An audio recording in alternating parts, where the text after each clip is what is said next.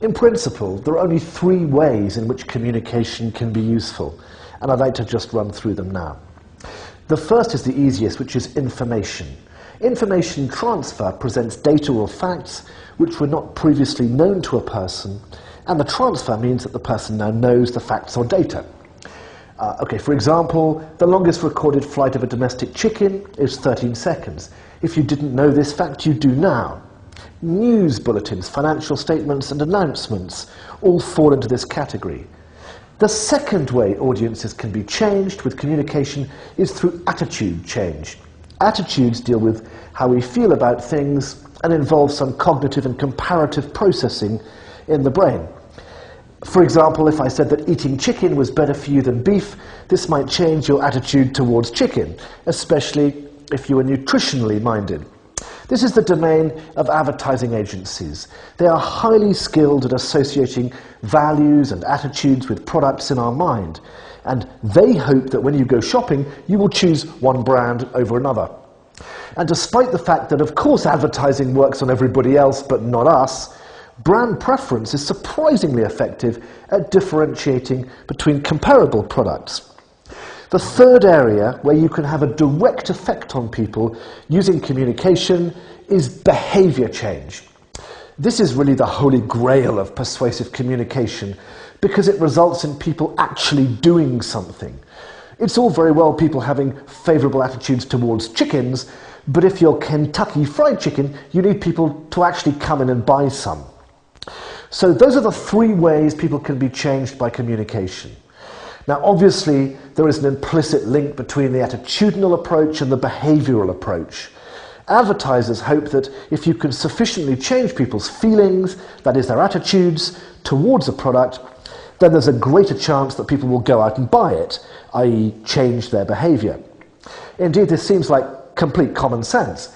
Yet, surprisingly, the science doesn't support this. In fact, there are countless studies that show that changing people's attitudes is not a very effective way of changing people's behaviour.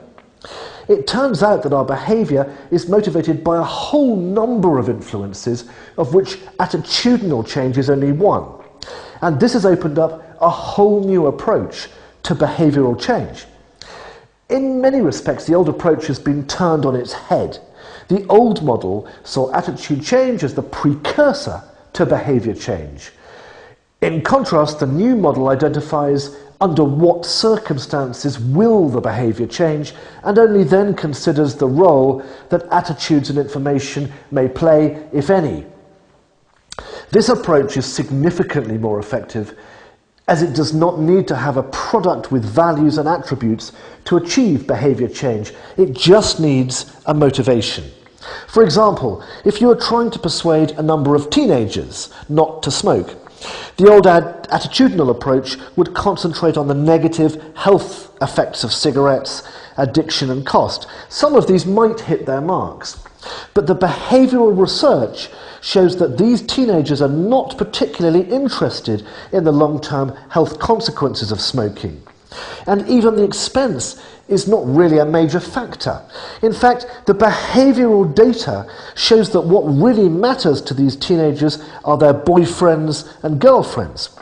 Teenage romance, it appears, is a powerful motivator.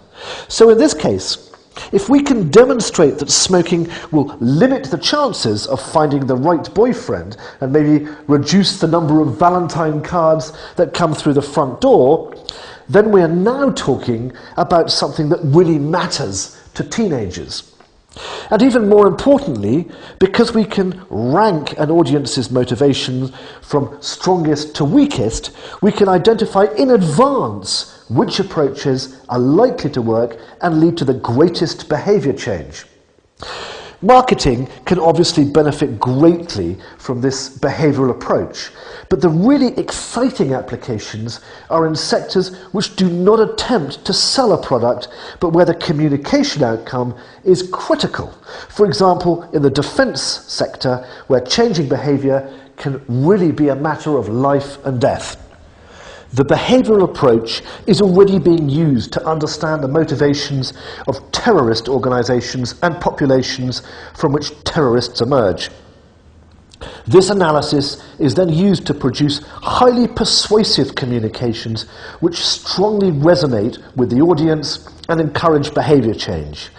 Every success in this influence arena replaces the need to use force and reduces casualties on both sides of a conflict. There are obviously many other critical areas, such as health education and social responsibility, perhaps even global warming, where a behavioural approach to persuasive communication could produce quantifiable results.